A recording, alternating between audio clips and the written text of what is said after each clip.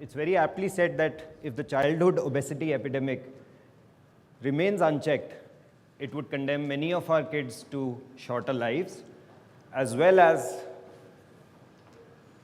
financial and emotional burdens of poor health. A few years back, when I saw this warped re-evolution theory, I thought it doesn't affect us. It's more for a country like America, where there's an obesity epidemic. But then we realized over the years that no, it's a global epidemic which affects all countries. And in fact, in developing countries, with all due respect to the ladies here, there are more overweight ladies than underweight ladies at present. But the stark reality is that more than 170 million children under the age of 18 years globally are overweight or obese as of today. So could we just blame this childhood obesity epidemic on sedentary lifestyle, the fast food, and the increasing gadgets? I guess not. There's something more than what meets the eye. WHO says that more than 43 million kids under 5 years of age are also overweight and obese. And it is being increasingly recognized that obesity sets in by the age of 2 years in many of the obese individuals. So nutrition in early life does play a very, very important role in this obesity epidemic.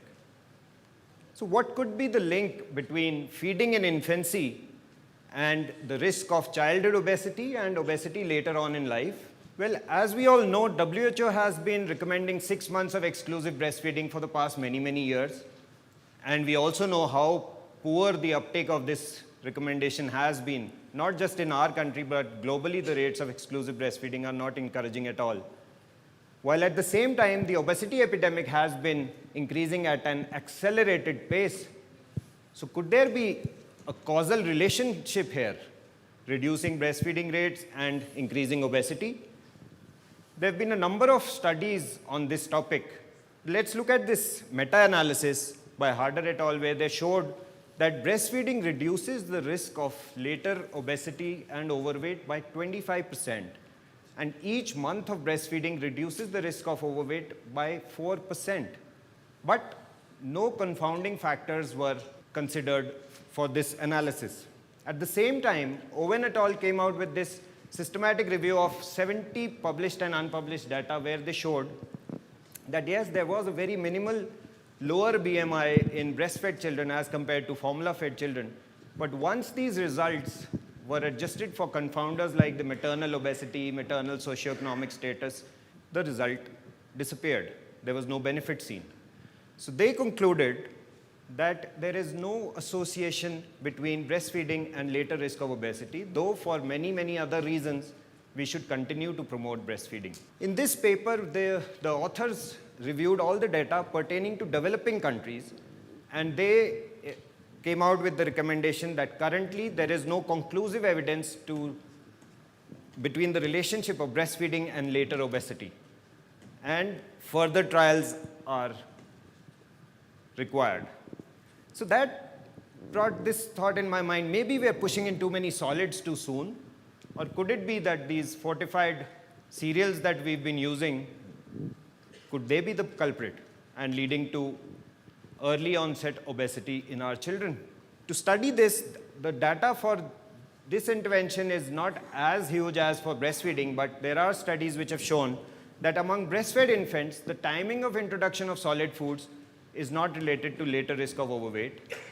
Whereas in formula-fed infants, especially in this study, they found a 6-fold higher risk of obesity if solids were introduced before 4 months of age. And there are a number of other studies where they've shown early use of solids, that is before 12 to 15 weeks, leads to a higher risk of obesity. So again, we look at the systematic review where they took 24 studies. There were more than 34,000 subjects. And they found that the timing of solid food introduction did not have a conclusive relationship between later risk of obesity. And the recommendations still stay that solid foods can be introduced between 4 and 6 months. In the developed world, they're still following that. Well, could it be that we're pushing in too many fats and sugars into our infants and leading to obesity? Again, this review they took animal as well as human studies, and they found that higher fat intake during infancy and early childhood was not associated with obesity later on in life.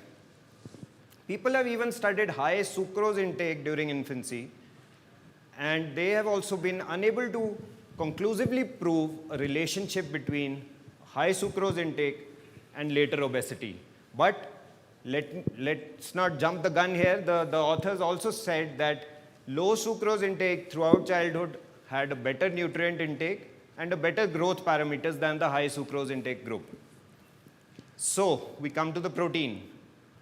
Could the protein be the culprit? And now there is emerging data from many countries that high protein intake in early life is related to obesity later on. I'll quote this landmark study. This was a double-blind randomized controlled trial by the European Childhood Obesity Trial Group, where they took about 1,200 formula-fed infants, and they were randomly assigned between two groups. One group got a lower protein intake throughout the first year of life, and one group got formulas which had a higher protein intake. And they compared this with a group of exclusively breastfed children.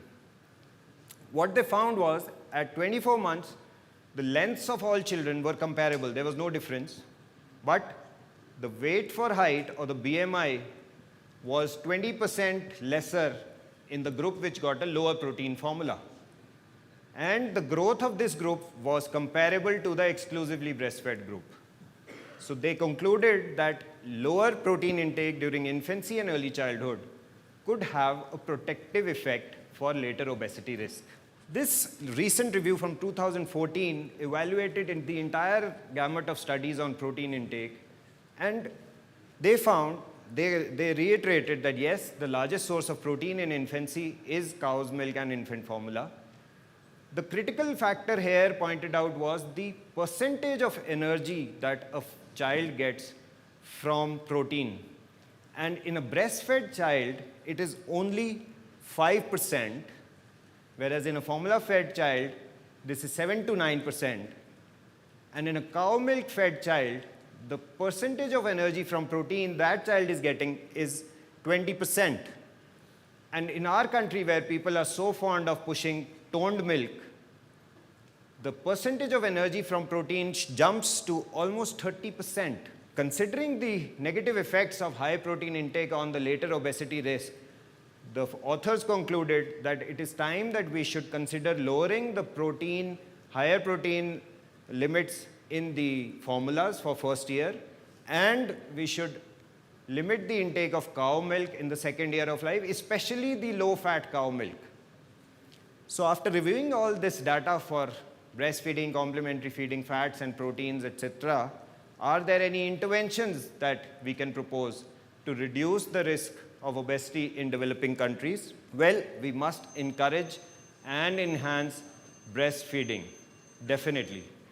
We must ensure timely introduction of complementary foods appropriately given. We should avoid cow milk in infancy and prefer a formula which has a lower protein in it. Must limit intake of cow milk, especially the low fat, the reduced fat cow milk, in the second year of life. Thank you.